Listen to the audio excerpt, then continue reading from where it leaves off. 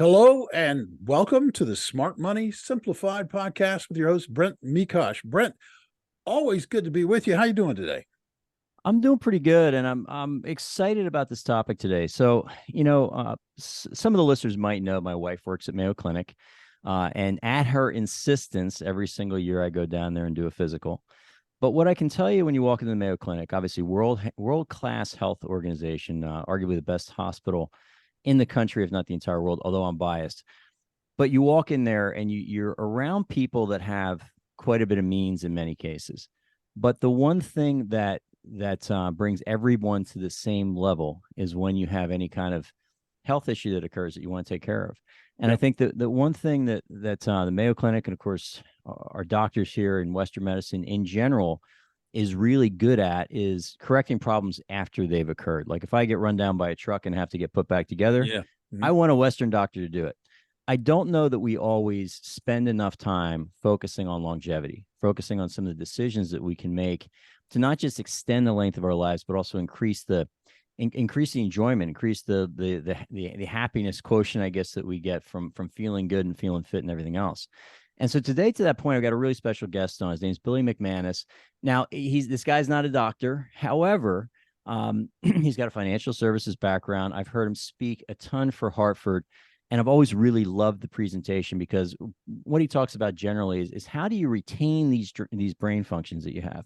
How do you not only just expand longevity, but really expand the quality of your life? And so we're going to talk about a lot of those key points today. And I really hats off to Hartford for taking some time to recognize that this is a really important piece of people's overall lives, away from the finances. Because if you don't have your health, I mean, seriously, what do you really have? So with that, Bill, thank you so much for joining me. And those that are going to be listening on Spotify, Bill is wearing his signature bow tie, which I always see him wearing when he's presenting. If you're watching this on YouTube, then you see it as well. But Bill, I've always enjoyed hearing what you have to say. And before we dive into this longevity stuff, do you want to give a background with how you got with Hartford, how you got into this business, but then how you made this turn into longevity? Yeah, sure, absolutely, and thanks for having me, Brent. Great to see you. Great to be with you. So yeah, I've been with Hartford Funds for 20 years now. I started on the sales side, but about a decade ago, I moved to what's called our Applied Insights team. So I've always loved the investment side of what we do, but as you know, there's a lot more to it than that. So what we've done at Hartford Funds is we've strategically partnered with really some of the top thought leaders in the financial services and adjacent or relevant industries, and we work with them developing content and then ultimately delivering it out to the public. For example, one of our longest standing, our deepest partnerships, which ties exactly in what you were just speaking and what we're going to talk about today, is our relationship with the Massachusetts Institute of Technology and this program they have called the Age Lab. So the Age Lab, as you can imagine by virtue of the name, studying aging, changing demographics, the impacts of extended longevity, as you were discussing, Brent. If you go back to 1900, which in the grand scheme of history is really not that long ago, life expectancy in the industrialized world was less than 50. We fast forward to today, and the prospects of living into our 80s, 90s, and beyond is pretty much expected. So if that's the case, how do we ensure that as we are experiencing this extended quantity in our lifespans, the quality is there as well, just like you were saying in your opening comments. And that's what the work that the Age Lab is really focused on. And we do a ton of work with them, ensuring that, helping people anticipate future needs. Dr. Joe Coughlin, the founder of the Age Lab, he's toying with this concept of 100 good years. So, a couple things to take away from that. First is the number, 100, but then it's good years, We want to ensure the quality is there as well. So that's, a lot of the work we do at the lab, and it ties perfectly into what we're going to discuss today. Yeah, I think we've all seen that. We've seen people that are advanced in age, maybe their 80s, even 90s. I mean, I've got one client, the woman's 96 years old. I think she's way sharper than I am. And then you've got other people that the aging process, it seems like it hits them a lot sooner. And, you talk about this concept of the fact that your brain may not be the same age as you. And what do you mean by that? Yeah, so quick to set up the topic for today, just to give credit to the partner that we have in this particular concept or this idea of retain your brain. We partnered with Dr. Mark Milstein. So he's a PhD from UCLA. He's a leading scientific researcher on neuroscience, health, and happiness. And what him and others like him have done is have really been able to give us some great ideas, some real workable, I'd say, solutions to improve our brain health, boost productivity, and maximize longevity. So to your point, the question you were asking before, Brent, what Dr. Mark says is our brain age may not be the same as our chronological age. And you could have somebody who's in their 60s or 70s who could have the brain age of somebody in their 40s or 50s, or, unfortunately on the other side. And we'll get into a little bit why that could possibly be. And how do you even measure? So I'm 50 years old. I turned 50 in June. How do you even get a sense of it, based on my cognitive functions, the kind of horsepower I have here upstairs? How do I know what my brain age is? Yeah, there's a couple things that Dr. Mark recommends, and it's not a test, right? When you're not writing down numbers on a sheet of paper, it's just more of a general assessment. So there's really 5 areas that he talks about. One is, how well can I manage my day, right? Forgetting to pay a bill or an appointment every once in a while, that's fine, right? That just happens as we go through our chaotic lives. But if we notice with increased frequency that we're having a little bit harder time managing sort of simple day-to-day tasks, that could be potentially a red flag. How well we can remember important information. And this is one that we're just challenged in the world that we live in, right? Because what do you do with anything any important information that you have, Brent? What do you do with it? It's on your phone. It's you put it on your phone, stored. you put it on your computer, right? Recall is kind of a use it or lose it. I joke around. I can tell you both sets of my grandparents' phone numbers from when I was a child. If you asked me for my dad's number, my girlfriend's number, or my sister, I couldn't tell you, right? Even if you offered me $1,000. So what Dr. Mark recommends is, can we try to test ourselves a little bit more regularly? So do a trivia night. If you have your to-do list, turn it over, right? See if you can remember it. We want to keep working that muscle, let's say, so to speak, around recall. So that's the second area. But go ahead, Brent. And to that point, I wonder this because my goal is to go through 52 books every single year. Mm-hmm. And last year might have been 5 of them might have been hard copy. The rest of them are audiobooks. And I consider that, having gone through a book. This year, I've noticed that I think that in terms of the work it's actually doing in your brain, holding that physical book and actually reading through it is far more useful. Is it that kind of thing that you're talking about? Yeah, I think so. That's just you're learning. We're going to talk about cross training, learning new things, and how important that is towards the end. But yeah, if you're combining something like that, there's going to be a different benefit to doing that as well. I mean, obviously they're both good. We're learning, but we do see some benefit to reading that physical book. Got it. And I'm sorry, you were into your 5. Nope. There are 5 things here. Yep. So the third one is how well can I move and maintain balance? So our balance, our posture, what we find is people that have optimal balance and posture, they can reduce their risk of Alzheimer's and dementia. It's kind of interesting when we meet somebody for the first time, when we go to get a sense of how old they are, the first thing subconsciously we look at is actually their balance and their posture to just get a gauge of that. And this is another one that's kind of use it or lose it, right? When we're kids, we're running around, we're on jungle gyms, we're on playgrounds, right? As we get older, we just don't do that type of stuff, on a regular basis. So we want to test ourselves. We want to do golf and yoga, Pilates, anything that can continually improve our balance. That's going to be doing good things for our brain health. So that's the third one. The fourth is, how fast can I walk? So we're going to talk about walking in a little bit as one of our sort of lifestyle factors to help keep our brains young and healthy. But walking is really important. Dr. Mark recommends walking like 30 minutes a day, and it doesn't even have to be at the same time. So if we're walking 30 minutes a day, and the other thing we want to try to do as we're walking is increasing our gait, taking 4 to 6 of those 30 minutes and increasing our speed. Because what we found is if folks that have these youthful, younger brains are able to walk a little bit quicker. So that's the fourth one. And the fifth one I love. The fifth one is, how old do I feel? We find that people that have a positive outlook to the aging process can reduce their risk of dementia by up to 40%. So it's kind of amazing how that positive perception that we have can really have an impact on our brain health. Is that basically because you're not I guess you're not starting these negative feedback loops where you're if you're telling yourself you're old, you're going to feel old. Absolutely. And you're going to start acting old. And that's going to affect some of the things that we're going to talk about, probably sleep and diet and all the things that we're going to mention that are good for our brain health. If we have that negative perception, we're probably not doing those things, at least with as much intentionality as folks that do have that positive outlook around it. Got it. So if we looked at these 5 points and we kind of have a feeling where we're at with all those, what's next? How do we maybe take some steps forward in terms of our overall brain health? Yeah. So what we're looking to do is we want our brains to be young and healthy. And we'll talk a little bit about what I mean by that.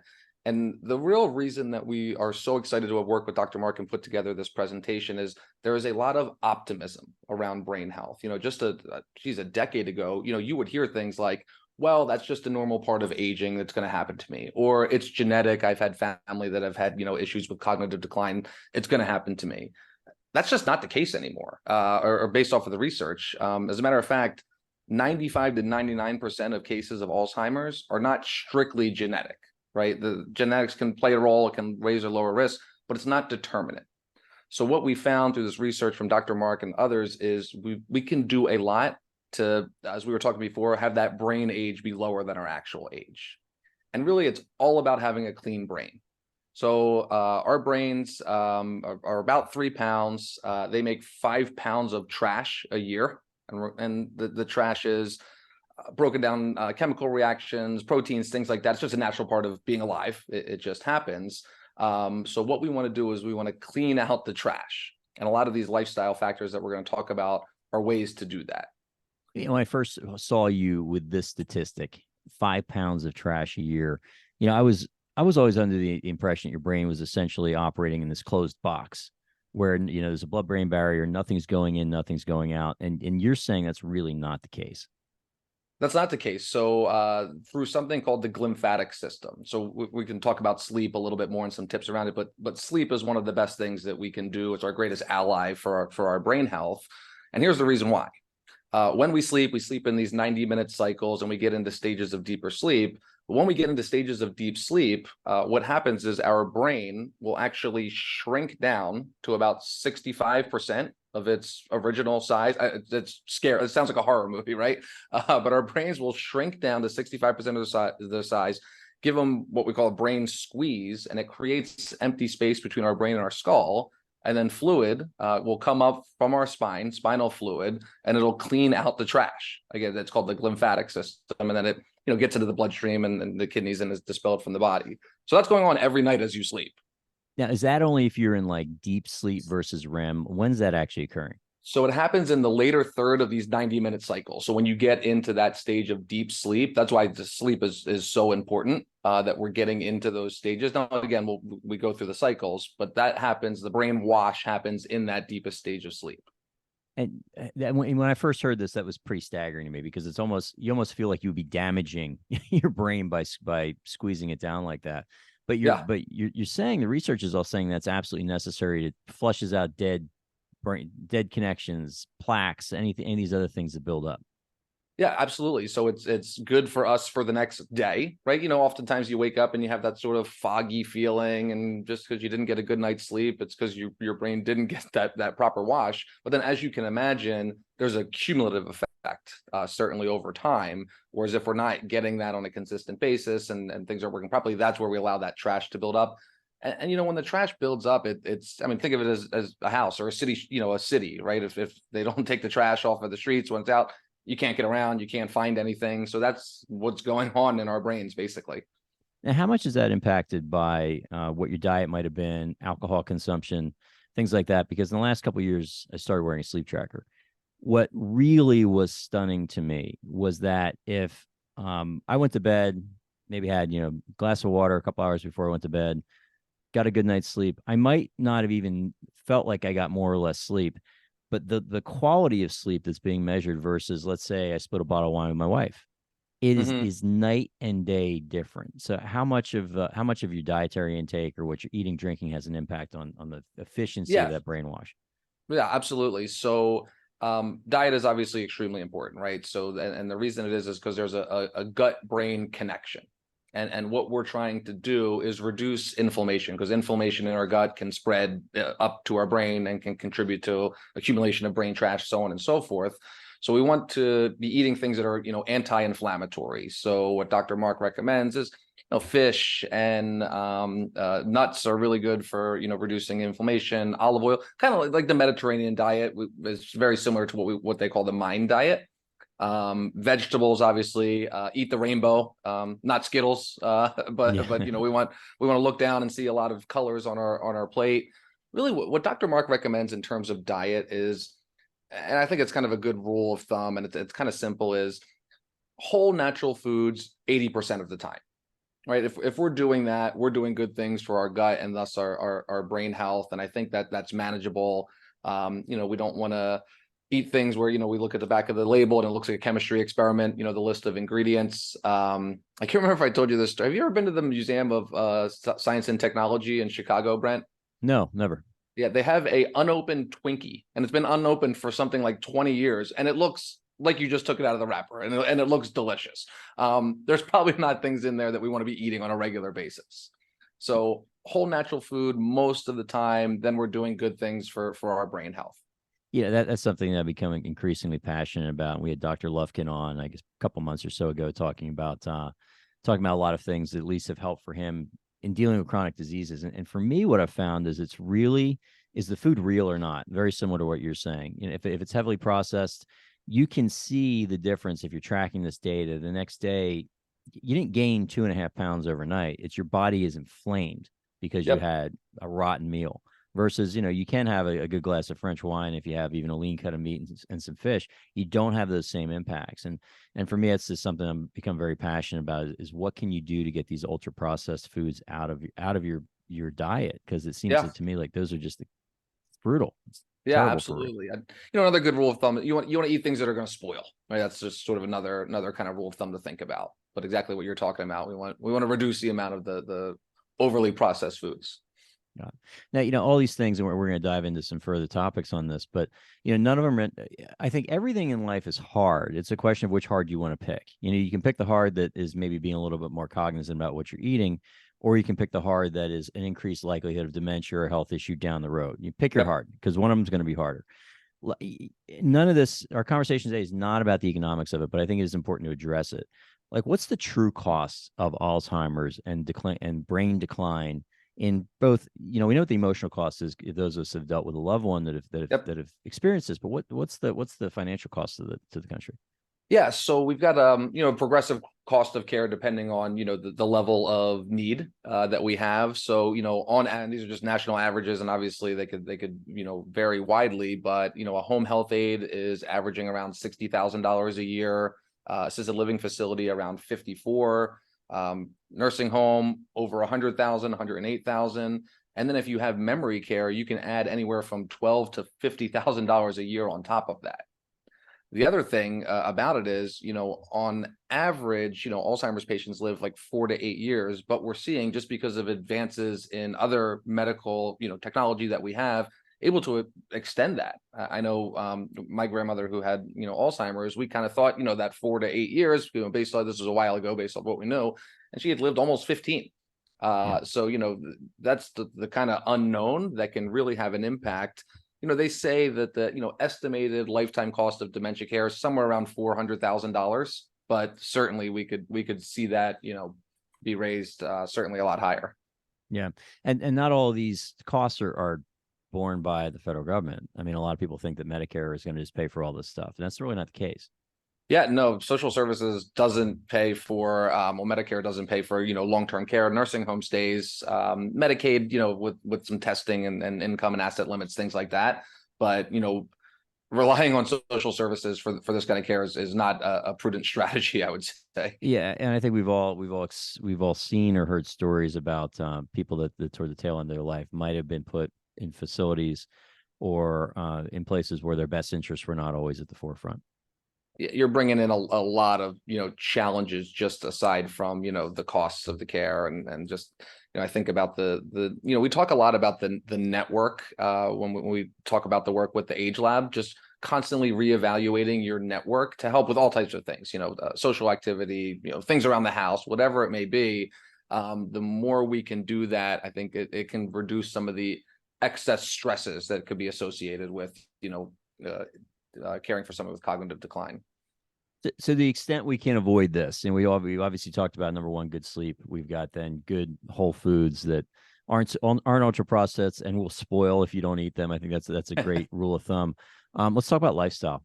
Where's because I think again, there's, I don't know who coined this, but I read a ton of books, and there's always one recurring theme is that you will become the average of the three people you spend most time with, just because you're going to start picking up those traits. And I think that the circle of people that you have around you and what you're doing is really going to have a big impact on shaping who you are. So based on your research and the Age Labs research, what kind of impact does lifestyle and community have with all this stuff? Yeah, it's huge. I mean, we've been working with the Age Lab again for, almost 20 years, and kind of no matter where we go in terms of improving quality of life as we age, whether it's around housing or transportation or whatever it may be, everything always comes down to social connectivity. It's kind of interesting. I was sort of talking about the network that you have. You might be familiar with it, Brent. There's actually a study that's been run by Harvard on happiness, and it's the longest running study of its kind. They've been doing it for 85 years. And what they found through this research project is the number one determinant of happiness and thus health was not wealth or success or power or anything like that. It was the quality of the friendships that you have. So our social network is so important for us. It's what engages us. It's what motivates us in a lot of cases. We were talking about walking earlier, and we can get into exercise a little bit more, but something really important for our brain health. Well, sometimes we need somebody to hold us to account, right, around those types of things, right? So if we have someone like that in our network, then we're doing a lot of good things. So we can't overemphasize the importance of social connectivity. There was a research project, I think it was at BYU, but we can check on that. And they looked at the health equivalent of loneliness. And they said the health equivalent of loneliness was the equivalent of smoking 15 cigarettes a day. That's how damaging loneliness is to your health. And I've heard that stat. And in the wake of what we've been through as a society in the last 3.5 years, particularly if you're going back into 2020 into 2021, I think you're seeing a ton now of different chronic illnesses and things that have come up in the wake of that. I got to think that's correlated, and I think we're seeing it firsthand now, what's isolating people from their communities really means in the long term. Yeah. And I think that, so you're absolutely right about that. And I think, if you just sort of think about how we meet people when we're throughout our lifespan, right? When you're a kid, you don't really have much, some chance encounters, but you basically just go where your parents tell you to go, right? Then you start school and you become more independent, and these chance encounters, they go up, right? They go up throughout our lives. We go to college, we start working, we're in a new neighborhood, right? There's just a lot of opportunities to meet people, but as we get older, those chance encounters may go down, right? If we retire, if we're maybe not as active in the community, whatever it may be. So we like to use the word intentionality around your social network, intentional about incorporating new people into your social network, younger people into your social network. You've seen it. You have a lot of clients, folks that you work with, Brent, the folks that have that social connectivity. It's just something different, right, about sort of the way they go about their lives. I'll tell you a funny story. I was home last holiday season, and my grandmother, who's 88 years old, she lives around my dad. She always comes over for everything. But I come home and I look down. I was at the kitchen counter. She was renewing her passport.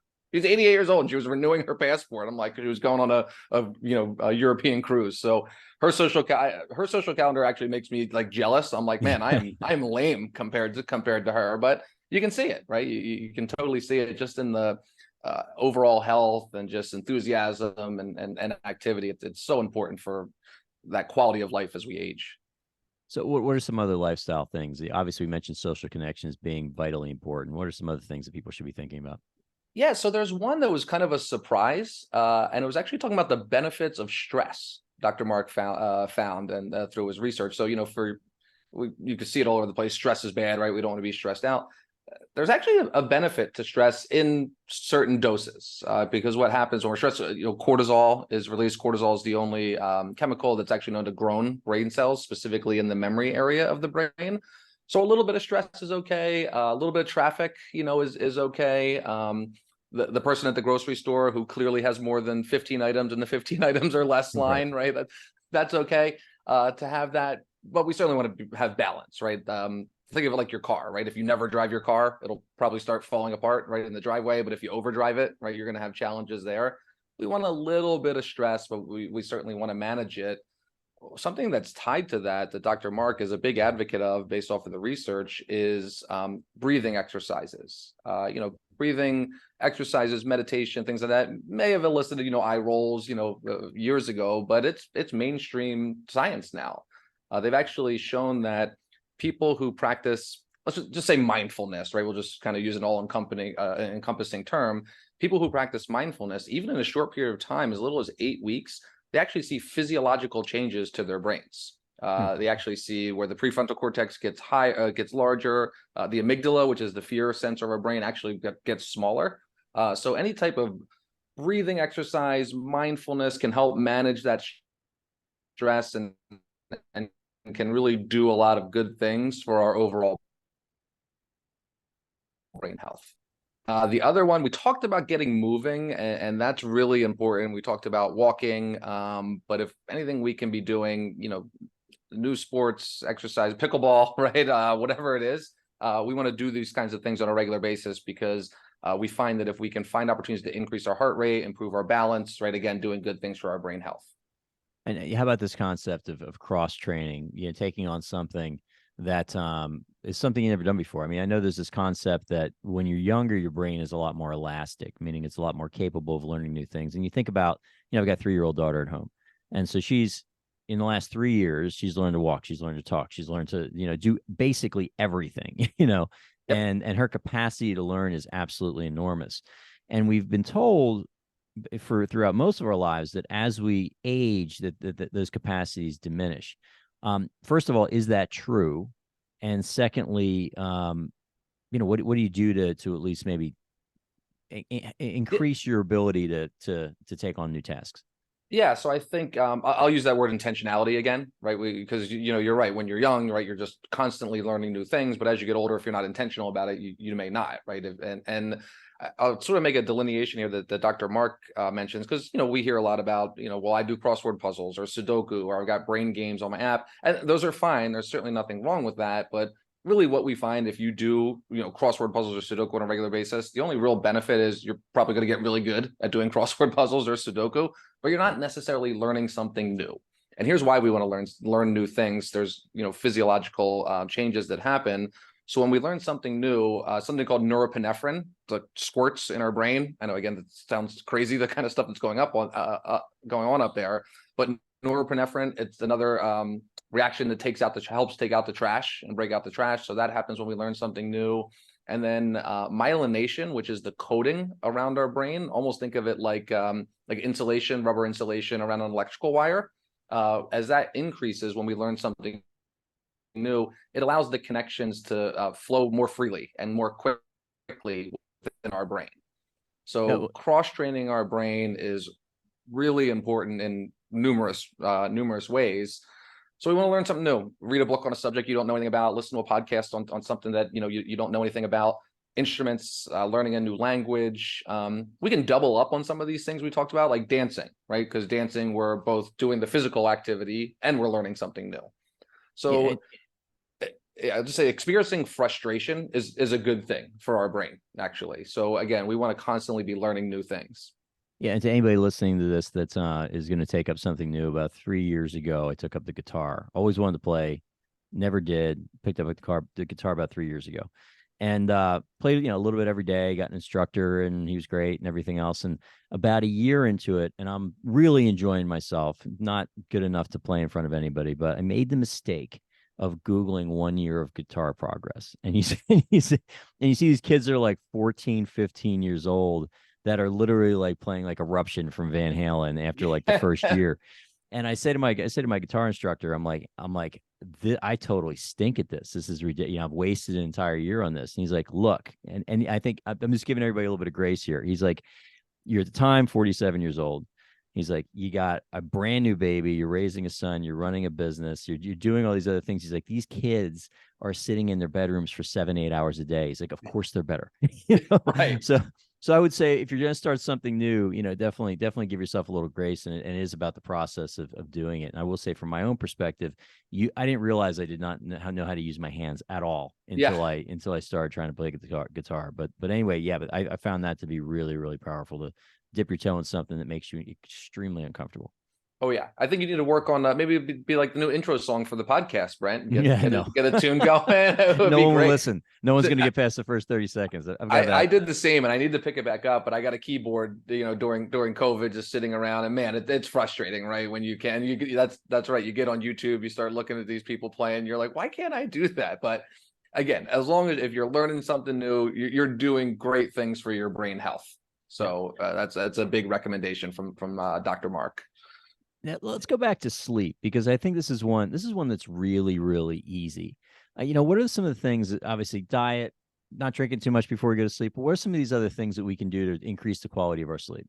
Yeah, so 3 tips around sleep. And ask yourself when you go to sleep tonight, am I sleeping in true darkness, or am I sleeping in modern darkness? So we want to sleep in true darkness. And here's the reason why. Even if our eyes are closed, our eyelids are closed, light pollution will come into our eyes, and it can affect our blood pressure, our heart rate, our insulin response. So those things can all impact our ability to fall into that deep state of sleep where the brainwash happens. So we want to sleep in true darkness. So just check, if the little red light from the TV, even if it's off, if that's on, if the cell phone charging in the corner, alarm clock, whatever it may be, we want to get the room as dark as possible. Pete Sampras, the old tennis player, he used to travel around with a roll of black duct tape, and he would tape up everything in the hotel rooms. He'd tape up, the blinds so no light was coming in, because he found that he was able to perform much better when he slept in true darkness. So anything you can do to do that, an eye mask, just make sure that those things are off. I was with Dr. Mark a couple weeks ago, and somebody asked about falling asleep with the TV on, and he said that's actually fine if you fall asleep with it on, but you want to just set a timer on it, because it's as you're sleeping, that light, if it stays on, that could impact your ability to fall asleep. So sleep in true darkness. The second one is we want to get natural light early, and what I mean by that is early in the morning. So oftentimes we think, well, I've got my a half hour, 45, you're going to fall asleep. We actually start preparing to go to sleep when we wake up in the morning. There's actually Nobel Prize winning research. They call it your sleep clock. So what Dr. Mark recommends is trying to get 10 minutes of natural light within 30 minutes of waking up, or the sun coming up, right? If we're before the sun, I know sometimes seasonally that can be difficult, but we walk the dog, have your cup of coffee out on the back porch, whatever you can do to get natural light as early as possible. We're then setting ourselves up to sleep that evening. And then the third one is chill out. So if you ever had that experience where you're in a warm room and you're tossing and you're turning and you just can't get comfortable, that's your body and your brain desperately trying to lower your core temperature. Because what research has shown is if our core temperature is reduced, we're able to get better quality sleep. And so those are the three there. What's that? Now here, as someone that's I want it like frigid in the house, and we're here in Arizona, it's 110, 112 degrees during the summertime, and I'm cranking this thing down. I mean, in terms of energy usage, Bill, I don't really care. But what's an ideal temperature where scientifically anyway the data shows that you're going to fall into that deep sleep? So I'm trying to remember if Dr. Mark gave a specific recommendation, and I don't want to, say an ideal temperature and not have that be right. So I'll have to get back to you. I'll have to get back to you on that one. We can talk to him and see if there's an ideal range. Got it. Now, one of the last things I want to talk about with you is supplements. So, if you're watching TV or cable news or something like that, you're always seeing these supplements this is going to help you perform better, sleep better, whatever it might be. Are there any that are actually useful? Because I like experiment with different things. I cycle in and out of things. This is the number of supplements I take right now. 0. And I've done multis, I've done C's, D's, you name it. And I usually try it for a month or two. And ultimately, it's really around diet. Am I getting the food that's going to fuel my body? But am I wrong on that? Are there any supplements that people should be considering every single day? So here's what Dr. Mark recommends around supplements. Number one, if you're under the care of a primary physician, obviously you want to talk to your medical doctor, because as you're doing your physicals and blood tests and things like that, if there's deficiencies in certain supplements that the doctor recommends, we probably can't get that through food, then you can go down that path. Dr. Mark, every time I've heard him talk about it, we want to first try with the diet, right? And some of the natural things that we talked about, for example, sleep. right? There's a lot of, very popular sleeping medication. A lot of supplements aren't regulated by the FDA. So in some cases, the marketing might get out a little bit ahead of the science. And then also, sometimes supplements can impact other medications we might take. They could reduce our body's own ability to make, like, for instance, melatonin, something like that. So always with supplements, working with your primary care physician to see, if there is a need for that, but certainly want to go more of the natural route. Dr. Mark tells a funny story around, I've had the news on this morning, so you see all the advertisements for the memory, enhanced memory supplements. And he had a gentleman come up to him and he said, "I've taken this memory supplement. I've noticed a huge difference. I'm a lot sharper. I can recall things. It's wonderful." And Dr. Mark said, "Oh, okay. What's the name of the supplement?" And the gentleman looked at him and said, "I can't remember it." So I don't know what you want to take from that, but supplements, again, working with your primary care physician to see if you need them, but certainly want to kind of go some of the more natural routes that we're talking about. Yeah. And if any of this that we've talked about today resonates with anybody, I will say this: I'm a believer in small victories, like taking one action step, and then you can build upon that. There's a phenomenal book that's it's away from our discussion today, but it's called Atomic Habits. I don't know if you've read that one, Bill. But Atomic Habits, the idea is that a 1% improvements, stacked on each other every single day becomes parabolic in terms of the changes they can make. So I think today, we talked about a number of different things. We talked about sleep. We talked about diet, exercise. We talked about learning new things, cross training your brain, community. My advice on this, Bill, and tell me if you would add to this, is for anybody listening to this, pick one thing to start with. If you're going to commit to, it's 30 days to make a habit, and then you can go from there. But you know what? Every night I'm going to try to get a good 7-8 hours of sleep, or whatever that number is. Or you know what? Every day I normally stop at Dunkin' Donuts and I get the coffee and the donut. I'm not going to do that for 30 days and see what that happens. Do you have in the research that the Age Lab has done, and with the connections that you've got within this world, is there set advice that they would give to people that are saying, you know what, I'm getting a little bit older, I want to make sure that the next 20 years are as good as the previous 20? What steps should they be taking today? I think the main thing, and I think Dr. Joe would say this as well from the Age Lab, is we need to talk about these types of things, right? Because often we don't like to talk about aging. We don't want to envision ourselves as old. Therefore, we never plan for it and we never prepare for it, right? So I think having conversations with loved ones, with advisors, with friends and family, and again, being intentional about it, I think that's the biggest step. Because again, oftentimes, just historically, we just we tend to be reactionary to issues around aging, right? We just avoid the topic. Well, then we're making decisions when we're in a state of let's just say not an ideal state, right? Or we're reacting to an issue or something that happened. So the more we can anticipate future needs through conversations, we think is a tremendous plan for ensuring that quality of life as we age.